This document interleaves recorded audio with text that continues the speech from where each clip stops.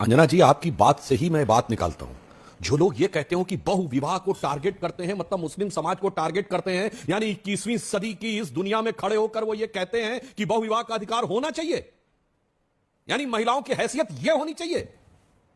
अब इसके बाद अंतर समझ लीजिए क्या। इसीलिए तो मैं कहना चाहता हूं, स्वतंत्रता का अमृत काल आ गया, अमृत महोत्सव वर्ष पूर्ण हो गया, मगर स्वतंत्रता के समय की ब्रिटिश कॉलोनियल लीगेसी के तमाम एजेंडा ऐसा दिमागों में फितूर की तरह चढ़े रहे कि वो जाके अब 2019 के बाद जब हमें वो शक्ति मिली कि हमें दोबारा बहुमत मिला और राज्यसभा में भी हमारी इतनी पर्याप्त संख्या हुई जो 2014 से 19 के बीच में नहीं थी कि हम कर सके, धारा 370 टेम्परेरी एंड ट्रांजिएंट लिखा गया था। वो कहते हैं चर्चा करो, चर्चा करो, चर्चा करो। 67 साल चर्चा होती रही, 70 साल चर्चा होती रही। राम जन्मभूमि का विषय चर्चा करो, समाधान ऐसे निकलेगा, चर्चा करो। वैसे ट्रिपल तलाक चर्चा करो, मतलब 3 तलाक पर भी बहस हो रही थी। और आज कहा जा रहा बहु विवाह का मतलब मुसलमानों को टारगेट करना है, इसीलिए मुसलमानों को उस स्थिति में जाकर पहुंचाया। मैं एक ईमानदारी से बात कहना चाहता हूं, यदि सबको जनधन योजना मिले, इसमें कोई किसी को समस्या नहीं थे, सबको आयुष्मान भारत में स्वास्थ्य कवर मिले, सबको उज्ज्वला योजना में सब कुछ मिले, सबको नल से जल मिले, सबको बिजली पानी सड़क मिले, मुस्लिम समाज के 70% लोग हैं जिन्हें किसी न किसी एक योजना का लाभ अवश्य मिला, यह समानता है, सबका एक समान दंड भी हो, यानी चोरी करना हो,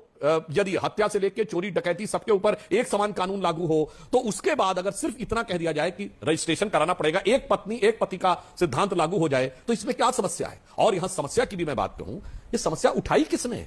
मैं पूछना चाहता हूं, विधि आयोग ने सबसे सजेशन मांगे। हमारे विरोधी लोग कहते हैं मसौदा कहां है, मसौदा कहां है। विधि आयोग बाकायदा एक कॉन्स्टिट्यूशनल संवैधानिक आयोग है जिसने सुझाव मांगे। 14 जुलाई तक दीजिए सुझाव, मगर बगैर सुझाव मांगे प्रतिक्रिया कौन दे रहा है। सिर्फ 3 प्रकार के लोग दे रहे हैं अंजना जी, मुस्लिम पर्सनल लॉ और ये सेकुलर दल और कट्टरपंथी जमात, बस और कुछ नहीं। इसका मतलब बहुत साफ है कि मुस्लिम समाज के कुछ कट्टरपंथी समूह जो महिलाओं के अधिकारों को दबाकर रखना चाहते हैं, उनके माध्यम से मुस्लिम वोटों की तिजारत कितनी आसानी से की जा सके, इसके लिए सेकुलर दलों के बीच की यह जवाबी कव्वाली है। बस इतना ही इसका लेना देना है, अन्यथा न इसका संविधान से लेना देना है, न संविधान निर्माताओं की भावना से, न सर्वोच्च न्यायालय की भावना से, न समानता की भावना से, न सेकुलरिज्म की भावना से।